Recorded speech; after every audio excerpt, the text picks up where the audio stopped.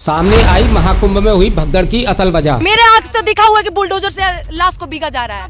Bulldozer से लाश को, ये जेसीबी से लाश को इधर दफनाया जा रहा है, हम लोग देखे हुए। ये हम आपको आगे बताएंगे कि भगदड़ कैसे हुई। लेकिन क्या आपको लगता है कि हजारों कैमरे और एआई से लैस ड्रोन कैमरा होने के बाद भी 17 घंटे तक इतनी बड़ी घटना को छुपा लिया जाता है और प्रशासन की तरफ से अभी तक किसी भी तरह की फोटो या वीडियो रिलीज नहीं की गई है? तब ऐसे में आप ऐसा सोच भी कैसे सकते हैं कि ये निकम्मे लोग महाकुंभ में हुई भगदड़ के सही प्रूफ आपको देंगे। इसलिए हम आपको बताएंगे कि आखिर महाकुंभ में कैसे हुई थी भगदड़। पहले इस व्यक्ति का बयान सुनिए। हर व्यक्ति को आना चाहिए, जो नहीं आएगा वो पछताएगा, वो देशद्रोही कहलाएगा। कल मौनी अमावस्या को बाणी भले ही मौन होवे पर विचार क्रांतिमय होगा। कल मौनी अमावस्या को बाणी भले ही मौन होवे पर विचार क्रांतिमय होगा। दरअसल धीरेन्द्र कृष्ण शास्त्री बीजेपी का एजेंट है, तो ये बयान इसका नहीं, इसके पीछे असल में कोई और है। इसने मौनी अमावस्या के नहान का फायदा उठाया और इस भड़काऊ बयान के जरिए उसने बड़ी संख्या में लोगों को जुटाने की कोशिश की। भीड़ जुटाने में बागेश्वर इस हद तक कामयाब हुआ कि मौनी अमावस्या की रात महाकुंभ के 10 किलोमीटर दायरे में लगभग 8 से 9 करोड़ लोग जमा हो गए थे, यानी पूरे अमेरिका की आधी आबादी। और ये लोग 20 किलोमीटर दूर से यूं ही सर पर बोझा उठाकर पैदल चलते आ रहे थे, सिर्फ इसलिए क्योंकि उन्हें भी मौनी अमावस्या पर गंगा स्नान करना था। लेकिन गंगा तट के संगम घाट से पहले ही उन सभी 9 करोड़ लोगों को रोक दिया जाता है और हर तरफ से रास्ते को बैरिकेड कर दिया जाता है। अब आप खुद समझ सकते हैं कि 8 से 9 करोड़ की भीड़ और वो अपने लक्ष्य को पाने के लिए उत्सुक हो, तो ऐसा संभव ही नहीं है कि 9 करोड़ लोगों की भीड़ को बहुत ज्यादा देर तक रोका जा सकता है, वो भी बिना सेना की मदद लिए। और यहाँ भी ठीक यही हुआ है। तो क्या अब ये मान लिया जाए कि जिन लोगों के पास महाकुंभ की व्यवस्था थी वो लोग ठीक से कैलकुलेशन नहीं कर पाए, क्योंकि इस भीड़ को एक ही जगह खड़े हुए कई घंटों बीत गए थे। जब लोगों का सब्र टूटने लगा तो प्रशासन के भी हाथ पैर फूल गए और कुछ ही देर के बाद प्रशासन ने भी अपने हाथ खड़े कर दिए, जिसका सबूत इस वीडियो में आप देख सकते हैं। सभी श्रद्धालु सुन लें,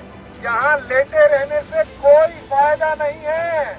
जो सोवत है तो खोवत है, और ये आपके सुरक्षित रहने के लिए बहुत आएंगे और भगदड़ मचने की संभावना है। मतलब प्रशासन को ये पहले ही पता लग चुका था कि भीड़ का सब्र टूटने लगा है और अब महाकुंभ में भगदड़ होने वाली है। लेकिन प्रशासन इसमें इसलिए कुछ नहीं कर पाया क्योंकि मौनी अमावस्या पर महाकुंभ में वीआईपी लोग भी आ रहे थे, तो प्रशासन उन्हें संभालने में बिजी था। इसीलिए इस भगदड़ का दूसरा बड़ा कारण वीआईपी कल्चर था, क्योंकि घंटों से खड़ी भीड़ का सब्र इसलिए भी टूट रहा था कि उनके बगल से तमाम वीआईपी लोगों की गाड़ियां गुजर रही थी, लेकिन भीड़ को अपनी जगह से हिलने भी नहीं दिया जा रहा था। वहीं वीआईपी लोग अपनी गाड़ियों में आराम से ट्रेवल कर रहे थे। और अब जब इतना बड़ा हादसा हो गया तो इस पर भी धीरेन्द्र कृष्ण शास्त्री का घिनौना बयान आया है। दरअसल उसका कहना है कि जो लोग महाकुंभ की भगदड़ में मारे गए वो लोग मरे नहीं हैं, उन्हें मोक्ष प्राप्त हुआ है। सुनिए। मरना सबको है, पर कोई गंगा के किनारे मरेगा तो वो मरेगा नहीं, मोक्ष पाएगा।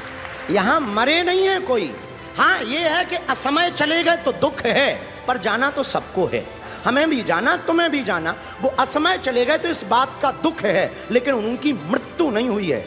सच कहें, उनको मोक्ष मिला है।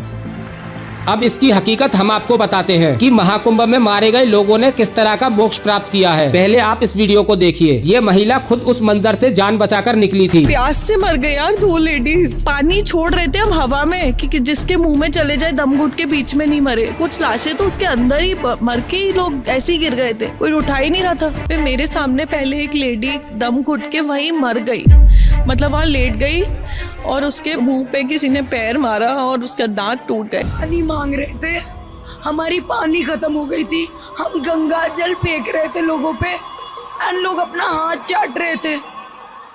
उनके हाथ में पानी था and they were just trying to, हाँ मुझे एक बूंद दे दो, बस एक बूंद। वो हमारे सामने मरी, हम कुछ नहीं कर पाए।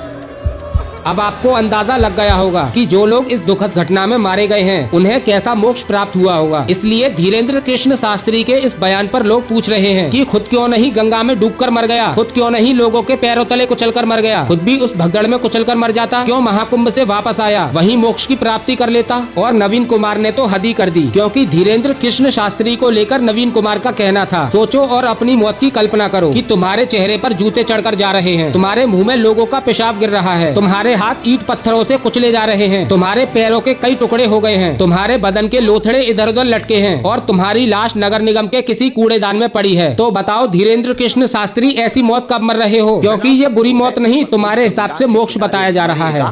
तो वो मरेगा नहीं, मोक्ष पाएगा।